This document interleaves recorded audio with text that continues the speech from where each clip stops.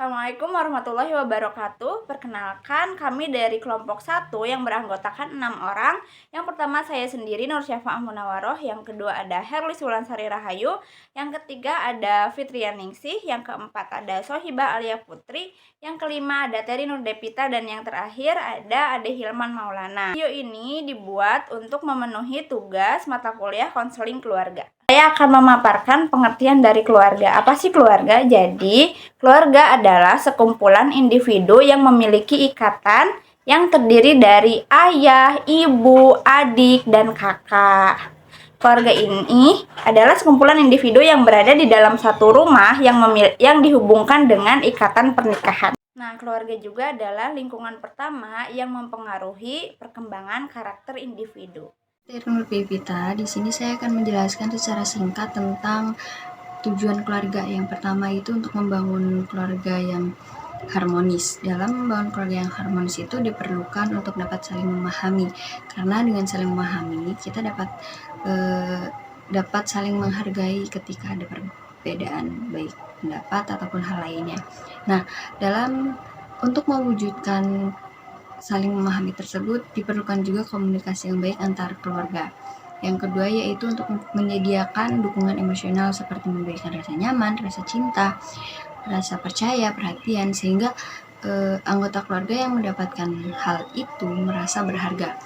Yang ketiga itu untuk membentuk dan memelihara nilai-nilai keluarga yang positif.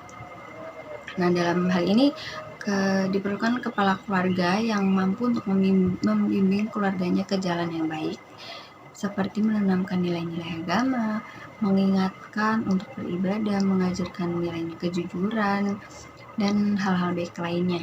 Yang keempat itu untuk membangun generasi yang berkualitas. Nah, dalam hal ini keluarga menyediakan fasilitas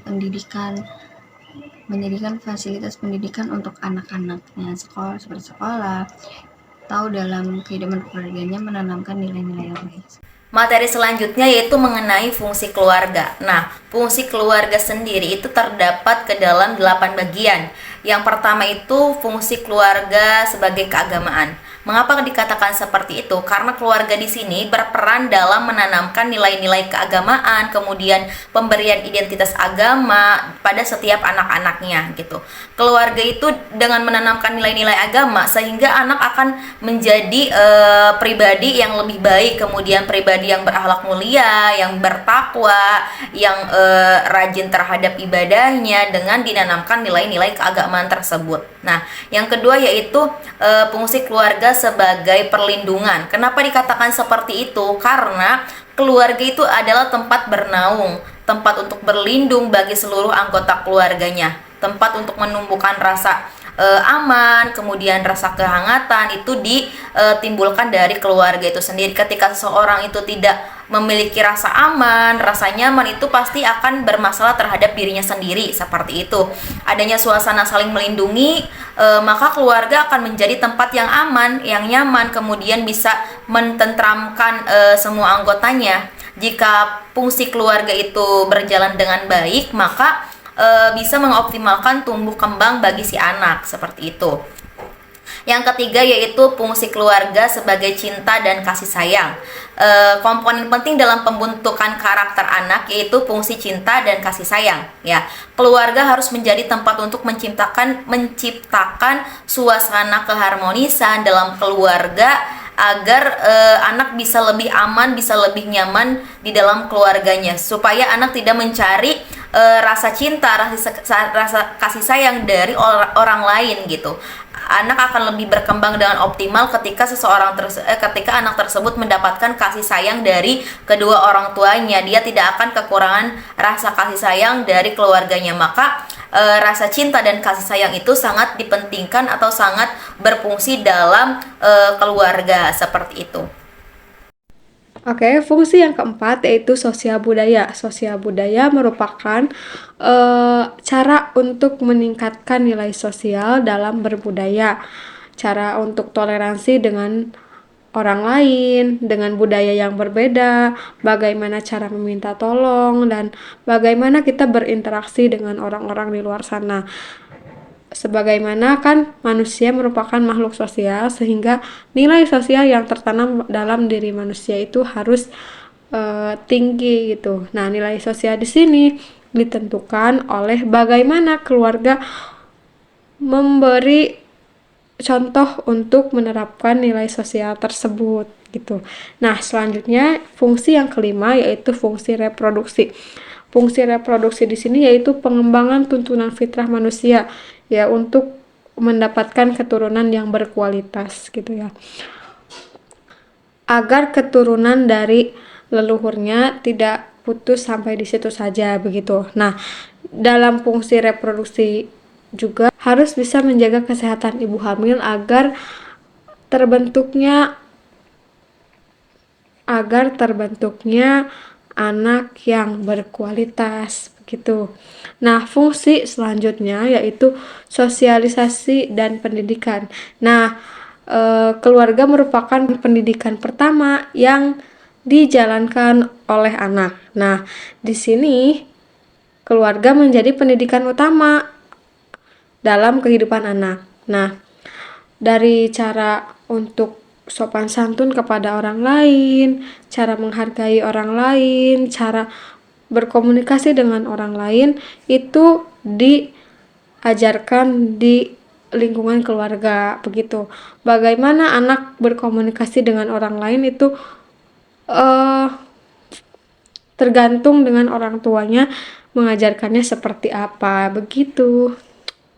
Baik, selanjutnya yaitu fungsi keluarga yang ketujuh, yaitu ada fungsi keluarga dalam ekonomi.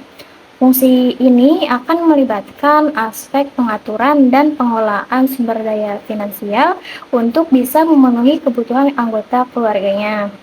Misalnya, contohnya, dalam keluarga itu kan pastinya ada seorang ayah atau seorang suami yang mempunyai tanggung jawab dalam memenuhi ekonomi keluarganya. Jadi setiap anggota keluarga pasti memiliki tanggung jawab tertentu dalam mengelola keuangan dan yang pastinya akan membutuhkan biaya untuk pembayaran seperti pembayaran tagihan listrik atau menyimpan uang untuk masa depan anak-anaknya.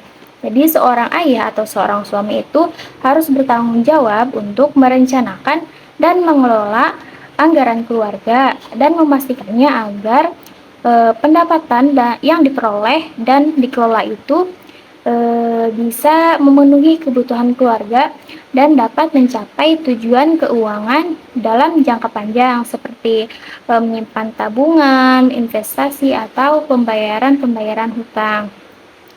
Sementara itu, yang terakhir adalah fungsi keluarga dalam lingkungan. Lingkungan ini mencakup peran keluarga dalam memelihara lingkungan fisik dan sosial tempat keluarga itu tinggal.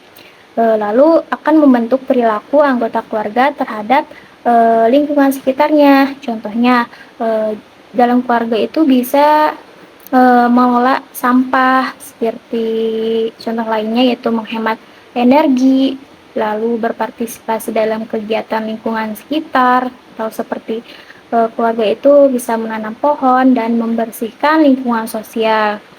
Fungsi ini bertujuan untuk menjaga dan meningkatkan kualitas lingkungannya, seperti mendukung kebijakan perlindungan lingkungan atau mengikuti program penghijauan kota. Contoh lain yaitu keluarga ini bisa menghemat listrik dalam penggunaan listrik, jadi bisa membatasi penggunaan air ataupun listrik. Lalu dengan menggunakan fungsi-fungsi tadi, contoh-contoh tadi, keluarga ini tentunya tidak hanya dapat menciptakan lingkungan yang lebih baik bagi diri sendiri mereka, akan tetapi juga bisa berguna untuk masyarakat di sekitarnya, lingkungan di sekitarnya. Mungkin itu penjelasan dari mengenai 8 fungsi keluarga. Wassalamualaikum warahmatullahi wabarakatuh.